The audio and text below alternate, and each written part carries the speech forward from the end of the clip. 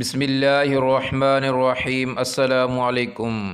ملکہ زبیدہ کو اللہ تعالیٰ کی زیارت جاننے کے لیے اس ویڈیو کو مکمل دیکھیں اور اس چینل کو سبسکرائب کریں۔ زبیدہ خاتون ایک نیک ملکہ تھی۔ اس نے نہر زبیدہ بنوا کر مخلوق خدا کو بہت فائدہ پہنچایا۔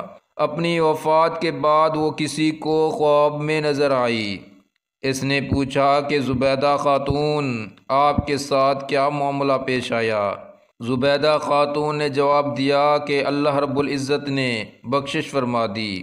خواب دیکھنے والے نے کہا کہ آپ نے نہر زبیدہ بنوا کر مخلوق کو فائدہ پہنچایا، آپ کی بخشش تو ہونی ہی تھی۔ زبیدہ خاتون نے کہا نہیں، جب نہر زبیدہ والا عمل پیش ہوا تو پروردگار عالم نے فرمایا کہ یہ کام تو تم نے خزانے کے پیسوں سے کروایا، اگر خزانہ نہ ہوتا تو نہر بھی نہ بنتی۔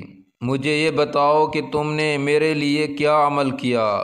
زبیدہ خاتون نے کہا کہ میں تو گھبرا گئی کہ اب کیا بنے گا، مگر اللہ رب العزت نے مجھ پر مہربانی فرمائی۔ مجھے کہا گیا کہ تمہارا ایک عمل ہمیں پسند آ گیا۔